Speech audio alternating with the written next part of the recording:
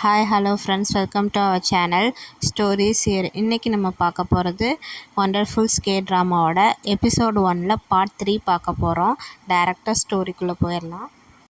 Hero இப்போ break போல் உட்காந்து பன்னு சாப்பிட்டுட்ருக்கான். அப்போ ஹீரோ பக்கத்தில் அந்த கம்ப்ளைண்ட் பண்ணிகிட்டு இருந்த அந்த கிராண்ட்பா வந்து உட்காந்துட்டு, இந்த இடம் ரொம்ப அமைதியாக இருக்குதுன்னு நினைக்கிறியா? ஆனால் இந்த உலகத்துலேயே இதுதான் ரொம்ப மோசமான இடம்.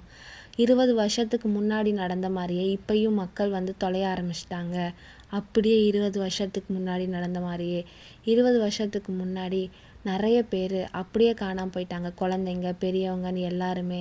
அதே மாதிரி இப்போ நடக்குது. உனக்கு இது தெரியாதுன்னு நினைக்கிறேன், ஏன்னா நீ இந்த ஊரை சேர்ந்தவன் இல்லைல்ல. பட் தெரிஞ்சுக்கோ, நான் கிளம்புறேன்னு மாதிரி சொல்கிறான். ஆனால் நான் அதை கண் கூட பார்த்தேன் அப்படின்னு சொல்லிட்டு அங்கேருந்து கிளம்பிடுறான். இப்போ அந்த தாத்தா ஒரு குடோனில் வந்து பன்னு சாப்பிட்டுட்ருக்காரு. அப்போ வந்து அங்கே ஒரு லேடியும், அந்த லேடிக்கு பின்னாடி 4 பேர் ஹூடி போட்டுட்டு முகம் தெரியாமல் வராங்க. அந்த லேடி வேறு யாரும் இல்லை, சேனிக்கு ஃபஸ்ட்டு போஸ்டர் கொடுத்துட்டு அந்த கடவுளை நாடுங்க அப்படின்னு சொல்லியிருப்பாள், அவள் தான் அவள். அதே போஸ்டர் இந்த கிராண்ட்பாக்கும் தரா. உடனே இந்த கிராண்ட்பா கத்திட்டு, என்னை நிம்மதியாக சாப்பிடக்கூட விட மாட்டிங்களா, இங்கேருந்து போங்க அப்படின்னு அந்த கிராண்ட்பா கத்துறான். ஆனால் அவள் கேட்காம சிரிச்சுக்கிட்டே நிற்கிறா.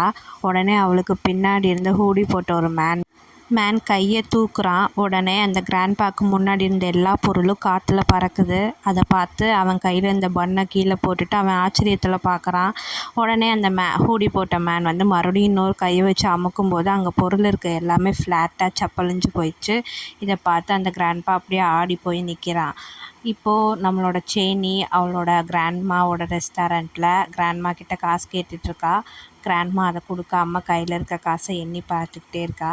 நீ ஏன் இப்படி பண்ணுற, எனக்கு காசு கொடுத்தா தானே நான் வெளியெல்லாம் போக முடியும் அப்படின்னு சேனி வந்து ரொம்ப ஃபீல் பண்ணி சொல்கிறா.